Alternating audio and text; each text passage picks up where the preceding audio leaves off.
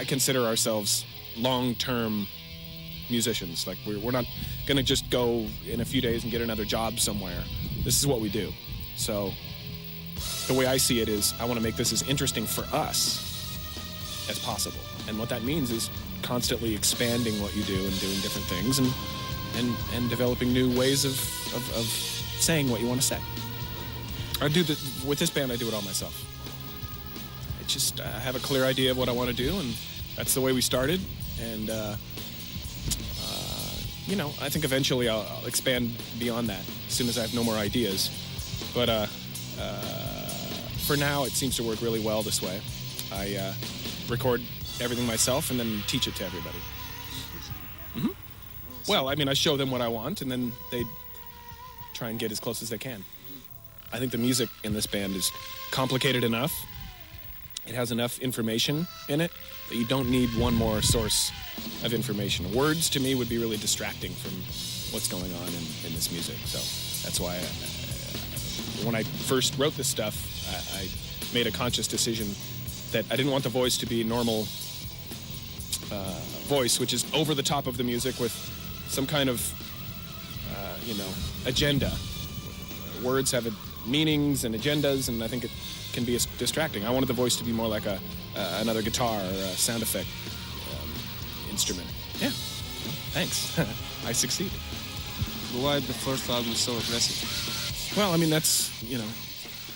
that's what we do. That's really our fingerprint. That first record was us kind of getting to know each other and really just establishing a language. And every record since then has been expanding on that. No one in the world needs 2 records like that first one. That's enough. Right. We'll never make another one like that.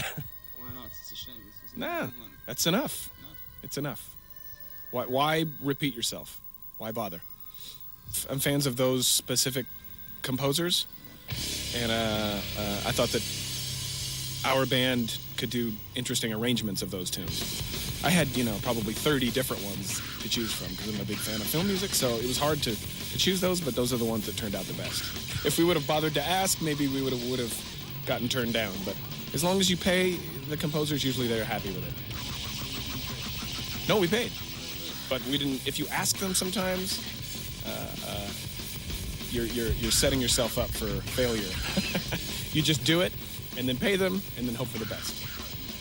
To us, it makes sense to make records, each one sounding very different from one another. There are a million other bands that make one record over and over and over and over again, and we are not one of those million bands. And that's why, that's the way music makes sense to us. That's the way we hear it. That's the way we play it, and that's probably why we don't fit in very well with a lot of what's going on. After this last record, which has been really, it's real dark and kind of a pain in the ass to listen to. It's very difficult and somber and, very depressing almost, I think we wanted our next one to be very light and playful and childlike and almost comedic. So I wrote a bunch of stuff that's real goofy and fast and fun, and based it around a lot of children's music and cartoon sounds and things like that. So yeah, it's like watching a Saturday morning cartoon. Some people have lots of girlfriends or lots of other hobbies. I don't. I dedicate a lot of my time to doing this. It makes sense, feels good, and it makes me enjoy each band more because I know I can go somewhere else and do something else. I don't have to fit all of my ideas into one band because nobody wanted to put out my records. To tell you the truth, that's kind of how it started. And then I realized that I had a lot of friends that were in the same position as me, making a lot of music and didn't have anywhere to put it.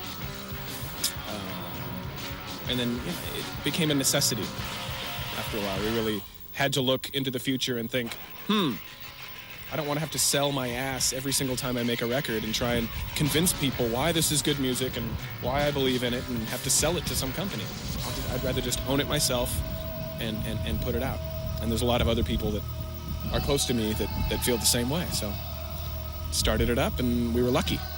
Most businesses aren't that easy. So this has been really a pleasure so far. The only way to be a professional musician is by accident. By accident. Yeah, at least for me, that was the only way. If I would have sat down and decided one day and gone to school and taught myself, I don't think it ever would have happened.